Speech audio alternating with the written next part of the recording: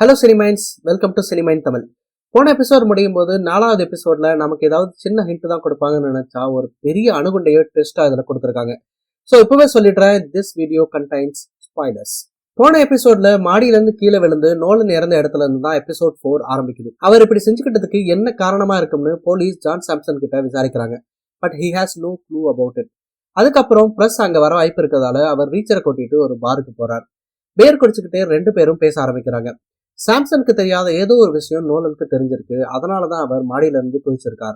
அது என்னவா இருக்கும்னு ரீச்சர் கேட்க சாம்சன் எனக்கு நிஜமாவே தெரியலன்னு சொல்றார். ஆனா அவனோட சோர்ஸ் சொன்ன மாதிரி நாங்க இந்தோனேஷியாவில பொதுமக்களை டார்ச்சரோ கொலையோ பண்ணல. நாங்க அங்கிருந்து கிளம்பின பிறகுதான் அது நடந்திருக்கு. நீங்க எக்ஸாக்ட்லி இந்தோனேஷியால என்ன பண்ணீங்கன்னு ரீச்சர் கேட்க அதுக்கு பதில் சொல்ல யோசிக்கிறார் சாம்சன். அப்ப ரீச்சர் அனமேரிக் பத்தி உங்களுக்கு தெரியாம இருந்திருக்கலாம். ஆனா அவங்க 20 வயசு பையன் இப்போ கொலகாரங்க கிட்ட மாட்டிக்கிட்டு இருக்கான். நீங்க சொல்ற உண்மை உயிரையே காப்பாத்தும்னு சொல்றார். பார்டெண்டர் கிட்ட ஸ்காட்ச் கொடுக்க சொல்லிட்டு பேச ஆரம்பிக்கிறார் சாம்சன். நாங்க இந்தோனேஷியாவுக்கு கொஞ்சம் சயின்டிஸ்ட் கூட அவங்க பண்ற ரிசர்ச்காக போனோம். அவங்கள அங்க பாதுகாப்பா பாத்துக்கிறது தான் எங்களோட வேலை. நோலன் அதை பாத்துக்கிட்டாரு. அவங்களுக்கு நாங்க பதிலுக்கு உதவி செய்யணும்னு சொல்லி அவங்களோட மிலிட்டரிக்கு எங்களை ட்ரைனிங் கொடுக்க சொன்னாங்க. அவங்க மிலிட்டரி ஸ்பெஷல் போர்ஸோட தலைவர் ஜெனரல் பூத்ரா. அவங்களுக்கு ட்ரைனிங் கொடுக்கறத நான் பாத்துக்கிட்டேன். நாங்க யூஎஸ் திரும்பி வந்த பிறகு பூத்ரா அவனை எதிர்த்தவங்களை எல்லாம் கொல்ல ஆரம்பிச்சான். அதுல ஒரு கிராமத்தையே அழிச்சான். பொண்ணுங்க, குழந்தைங்க, பெரியவங்கன்னு யாரையும் விட்டு வைக்கல. அவன் ஒரு வார் கிரிமினல் ஆனா.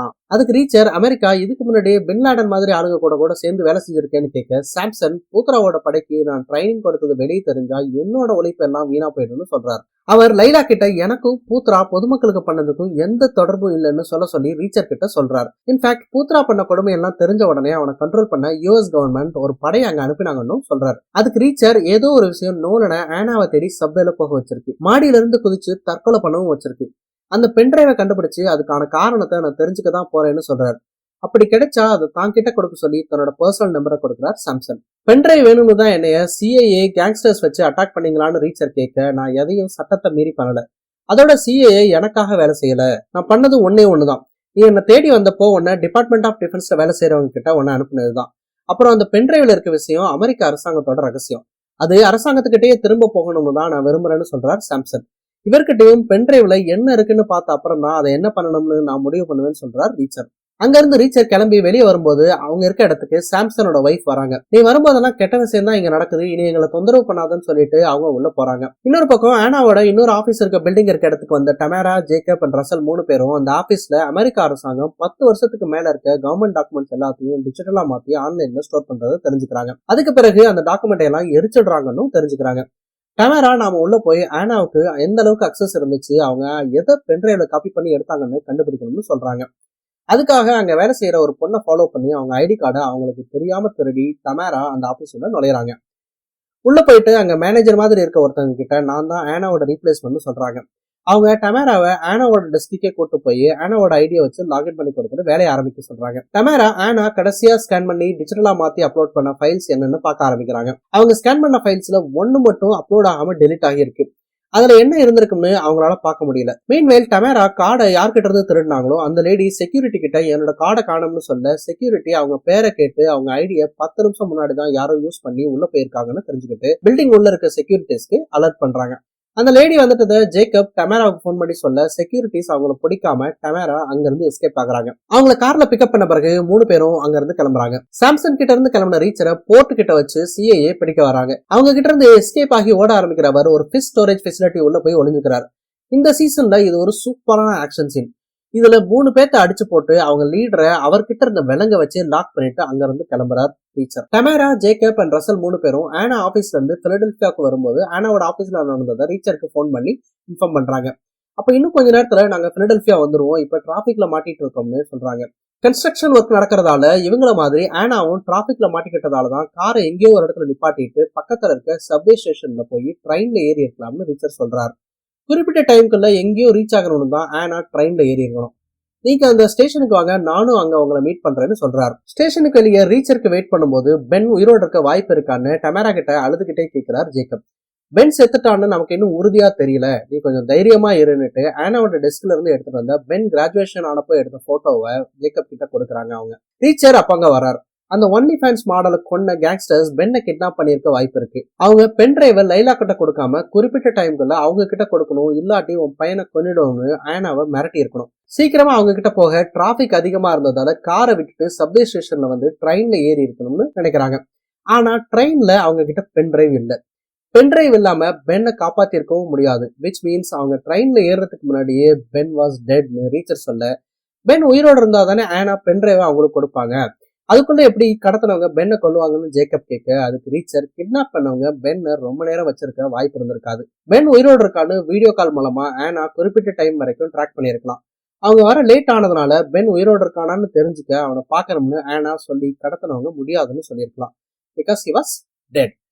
இது ஆனா கார்ல வர்றப்பே நடந்திருக்கணும். அப்புறம் எதுக்கு அவங்க ட்ரெயின்ல ஏறணும்னு ரசல் கேட்க, பென்னை கொண்டவங்களை பழிவாங்க தான் ஆனா துப்பாக்கியோட ட்ரெயின்ல ஏறி இருக்குன்னு ஜேக்கப் சொல்றாரு. ரீச்சரும் அதுதான் நடந்திருக்க வாய்ப்பு இருக்குன்னு சொல்றாரு. பட் அப்புறம் ஆனா எதுக்காக தன்னை சுட்டுக்கணும்னு ஜேக்கப் கேட்க, அப்பதான் ரீச்சர் ஆனா கிட்ட தான் ஒரு போலீஸ்னு சொன்னதை சொல்றாரு. ரீச்சர் தன்னை அரெஸ்ட் பண்ணிட வாய்ப்பு இருக்கு, ஏற்கனவே பென்னை காப்பாற்றவும் முடியல, இப்ப பென்னை கொண்டவங்களையும் பழிவாங்க முடியலன்னு தான் ஆனா அதை பண்ணிருக்கணும்னு சொல்றாரு. அவங்களுக்கு ஹெல்ப் பண்ண சொன்ன விஷயமே அவங்கள அவங்க உயிரை எடுக்க வச்சிருச்சு. அப்போ டமேரா சொல்றாங்க, ஆனாவோட கார்ல ஒரு லெட்டர் மட்டும் தான் ஓப்பன் ஆகி இருந்துச்சு, அதுல no postage necessary written in lap இல்ல. விச் மீன்ஸ் ஆனா அதுல தான் அவங்க pen drive and maybe her phone ரெண்டையும் அனுப்பியிருக்க வாய்ப்பு இருக்கு. அவங்க லைலாவுக்கு அதை அனுப்பியிருக்கலாம். பென்னை தான் காப்பாற்ற முடியல, அட்லீஸ்ட் அவட கொண்டவங்களை பத்தி லைலா எக்ஸ்போஸ் பண்ணுவாங்கன்னு நினைச்சிருக்கலாம். அப்ப டமேராவோட பார்ட்னர் அவங்களுக்கு கால் பண்ணி பென்னோட பாடி கிடைச்சிட்டதா சொல்றாரு. டமேரா, ஜேக்கப் அண்ட் ரசல் 3 பேரும் மார்ச் வரைக்கும் போறாங்க. ரீச்சர் லைலாவுக்கு போன் பண்ணி அவங்க முன்னாடி தங்கி இருந்த ஹோட்டலுக்கு வர சொல்றாரு. அவங்க 2 பேரும் அங்க போறப்போ ஆனா அந்த ஹோட்டலுக்கு பென் டிரைவ் அனுப்பலன்னு தெரிஞ்சுக்கிறாங்க. லைலா கிட்ட பென் இறந்த மேட்டர் சொல்லிட்டு அங்க இருந்து கிளம்பி பென்னோட பாடி இருக்க மார்ச் வரைக்கும் போக போறதா ரிச்சர் சொல்றாரு. நம்மள அட்டாக் பண்றவங்க தான் பென்னை கொண்டு இருப்பாங்களான்னு லைலா கேட்கும் போதே அதே குரூப் அவங்கள ஃபாலோ பண்றத ரிச்சர் பாக்குறாரு. அவங்க கிட்ட இருந்து தப்பிக்க பக்கத்துல இருக்க சப்வே ஸ்டேஷன் உள்ள போயிட்டு லைலாவை ட்ரெயின்ல ஏத்தி விட்டு அவங்கள நான் பாத்துக்கிறேன்னு சொல்றாரு ரிச்சர். துரத்திட்டு வர 2 பேத்துல ஒருத்தனை அவங்க துப்பாக்கி வச்சே சுட்டுடுறாரு. இன்னொருத்தங்கிட்ட அவங்களை அனுப்புனது யாருன்னு அடிச்சு கேட்கும்போது அவன் தண்டவாளத்துல விழுந்து கரண்ட் ஷாக்ல செத்துடுறான். அந்த டைம்ல அங்க போலீஸ் வர தான் சுட்டு கொண்டவங்கிட்ட இருந்த வாக்கி டாக்கி எடுத்துக்கிட்டு சப்வே டனல் மூலியமா அங்க இருந்து எஸ்கேப் ஆகிறார் ரீச்சர். அதுலயே லைலா தங்கியிருக்க ஹோட்டலுக்கு போறாரு. அப்போ அந்த வாக்கி டாக்கில அந்த கேங்ஸ்டர்ஸ் கும்பல் லைலா இப்ப தங்கியிருக்க ஹோட்டலுக்கு போக போறதா சொல்றதை கேட்டு லைலாவுக்கு போன் பண்ண ட்ரை பண்றார். But there is no network there. So he starts running. ஹோட்டலுக்கு ரீச் ஆன லைலா லிப்ட்ல ஏறும் பொழுது அமிஷா காய்கறி வாங்கிட்டு வராங்க. அவங்க கிட்ட பென் டிரைவ் கிடைக்காத மேட்டரை சொல்லிட்டு 2 பேரும் அவங்க ரூமுக்கு வராங்க. அங்க அவங்க ரூம் டோர் ஓப்பன் ஆகி இருக்க அவங்க கூட இருந்த 2 பேரும் செத்து கிடக்குறாங்க. அவங்களை கொண்டு அந்த கேங்ஸ்டர்ஸ் கும்பல் உள்ள இருந்து வந்து பென் டிரைவ் எங்கன்னு 2 பேர்கிட்டையும் கேட்டு கத்தி எடுக்கிறாங்க.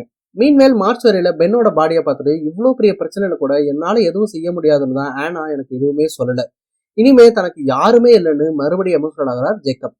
அவங்களுக்கு பென்னோட பாடியை காமிச்ச அதே லேடி முன்னாடி செத்து போன ஒன்லி ஃபேன்ஸ் மாடலையும் பென்னையும் ஒரே மாதிரி வெப்பன் யூஸ் பண்ணி தான் கொண்டு இருக்காங்கன்னு சொல்றாங்க. அது ஒரு கர்வ்டு நைஃப், இட்ஸ் கால்ட் கரம்பிட்னு சொல்றாங்க. இது இந்தோனேஷியால சில மார்ஷியல் ஆர்ட்ஸ் தெரிஞ்சவங்க யூஸ் பண்றதுன்னு சொல்றாங்க. அதை கேட்ட ஜேக்கப் இந்தோனேஷியாவன்னு ஷாக்கா கேட்கிறார். இங்க ஹோட்டல்ல கத்தியை காட்டுற கேங்ஸ்டர்ஸ் கிட்ட Laila knives, so no one hears a gun ஷாட்னு ஒரு மாதிரி சொல்லிட்டு முன்னாடி சீன்ல சொன்ன அதே வளைவான கத்தியை எடுத்து அவங்கள அட்டாக் பண்ண லைலா அமிஷா 2 பேரும் ரெடி ஆகுறாங்க. கட் பண்ணா அடுத்த சீன்ல ரீச்சர் ஹோட்டலுக்கு ஓடி வந்து பார்த்தா கேங்ஸ்டர்ஸ் எல்லாரையும் லைலாவும் அமிஷாவும் கொடூரமா கொண்டுட்டு எஸ்கேப் ஆகியிருக்காங்க. லைலா கூட இருந்தவனும் கீழே கிடக்கிறத பார்த்துட்டு அவன் உயிரோடு இருக்கானான்னு ரீச்சர் செக் பண்ணும்போது அங்க போலீஸ் வந்துடுறாங்க. This is the end of episode 4. இதுதான் இந்த சீசன்ல இது வரைக்கும் வந்ததுல best episode.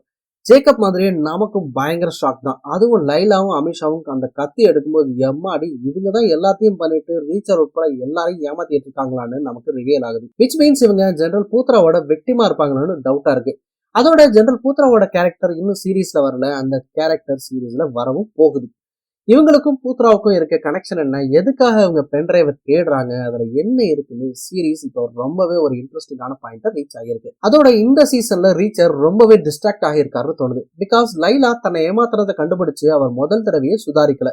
Maybe because of Anna's death 4 பேரை சின்ன கத்திய வச்சே கொண்டுட்டு எஸ்கேப் ஆகியிருக்க 2 லேடிஸ்க்கும் ரீச்சருக்கும் ஏதாவது ஒரு எபிசோட்ல கண்டிப்பா ஃபைட் சீன் இருக்கும்னு நினைக்கிறேன்.